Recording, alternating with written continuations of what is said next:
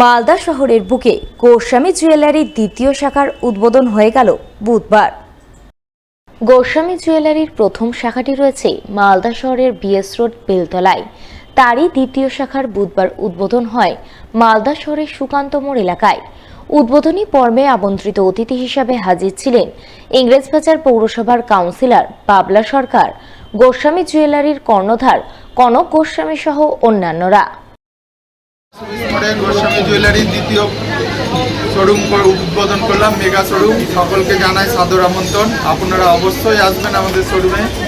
বেলতলাতে আমাদের প্রধান শাখা আছে, এটা দ্বিতীয় শাখা, এবং এখানে মেগা শোরুম বড় করে করা হয়েছে। সকলে যাতে বসতে পারে, আনন্দ উৎসব করে দেখতে পারে, এই আশায় কামনা করি।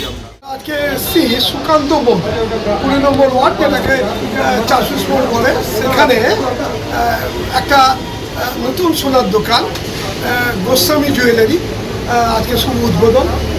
দারুণ সুন্দর একটা শোরুম, ইন্টেরিয়ার ডেকোরেশন যেমন করেছে সেরকম এখানে দেখছি সোনার অলঙ্কারের অনেক রকম ভ্যারাইটিস আছে এবং সুন্দর লাগছে। একটা নতুন সোনার শোরুম, আমাদের এই জায়গাটাতে বড় বড় শোরুম আছে, একটা সোনার দোকান সুন্দর আধুনিক।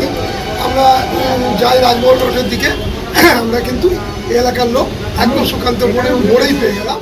Sub junior girls national football চ্যাম্পিয়নশিপে অংশগ্রহণকারী মহিলা ফুটবল দলের খেলোয়াড়দের উৎসাহিত করতে মঙ্গলবার রাতে এক জমকালো সাংস্কৃতিক অনুষ্ঠান হয়ে গেল মালদা ডিএসএ প্রাঙ্গণে।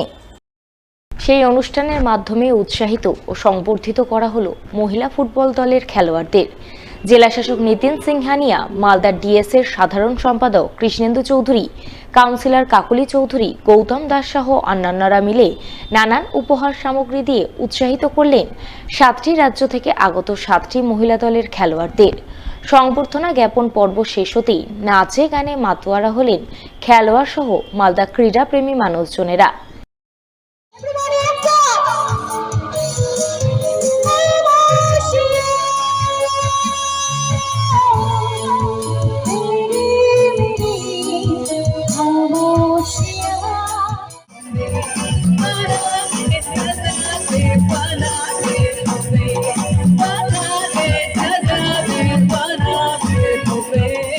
पंजाब, बिहार, गुजरात, महाराष्ट्र, कर्नाटका, মেঘালয়, ঝাড়খণ্ড, এই যে 7টা রাজ্যের যে মহিলারা এসছে, মেয়েরা যারা খেলতে এসেছে এবং তারা খেলাধুলা করছে, আমাদের কমপ্লেক্সে তারা সুইমিং করছে।